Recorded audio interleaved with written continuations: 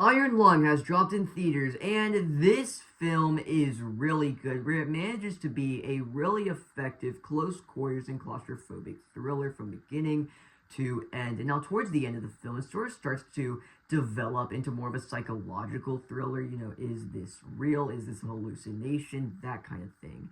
And now, I say claustrophobic close quarters thriller because over the course of its 2 hour runtime, it takes place in one location, this small submersible, and it's able to keep that. It's able to be effective because of two main things: the cinematography and the sound design. Where the sound design is just very well done here. The blood, the submersible, and the blood ocean outside. It's all just really nice, and it just all ties together very well. And then you have the cinematography where, right, 2 hours, a 2 hour runtime, you're in this one location. How do you keep that fresh and interesting and dynamic? Where this film manages to put the camera in a lot of really interesting places. I think manages to keep it fresh for the whole 2 hours. I think the cinematography was just really awesome in this movie. And then you have Mark's performance within the film, which I think he did a really good job. I actually think his performance gradually got better over the course of the film, as you can feel him just becoming more and more comfortable with the role and with the characters. So, especially towards the end of the film, with those heavier moments, it really works because, again,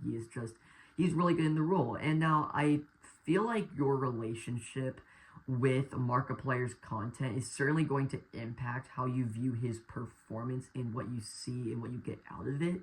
Where I never grew up with his content. I didn't. I've seen some of his videos here and there, but just never really got into it. So, watching this film, I never really saw Markiplier, the content creator, just on screen. I saw the performance, really. And then, but I feel like people who have really grown up with his content are going to see the film and are going to see his performance and not be able to look past the fact of Markiplier, the content creator. They're just going to see Markiplier on screen and not really be able to see the performance because he's never really be able to disappear into the role for them because it's always just been Markiplier. But I don't know. I just feel like that could happen. But for me, where I never really grew up with his content, I thought he gave a terrific performance and disappeared into the role pretty well, especially as the film went on. And like I said earlier, it starts to develop into more of a psychological thriller at a certain point where the circumstances in this situation starts to become more and more dire.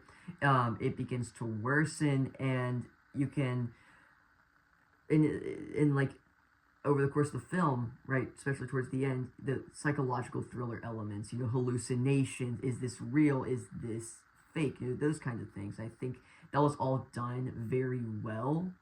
And one concern I had going into the film, where, it's this one location, but it is a 2 hour runtime. And I was like, okay, so I was a little bit nervous about it dragging here and there, 2 hour runtime in this one location might not turn out that well. But actually, I never thought it dragged throughout its runtime. I thought it was always able to stay fresh and interesting, never really dragging at any point because you just have the imminent threat of the film, this blood ocean, what's out within it, and that being explored. Again, the psychological thriller elements being introduced later on into the film, the circumstances gradually worsening, and just within the submersible with multiple things to do to push the story forward. So I thought it was always able to keep fresh throughout its runtime. I thought, I never really felt the 2 hour runtime like I thought I might. But no, I thought it was paced very well. I thought the primary performance from Mark was really good. I thought the cinematography was just tremendous. I thought the sound design was very effective. So just all around, a very, very well done close quarters claustrophobic thriller.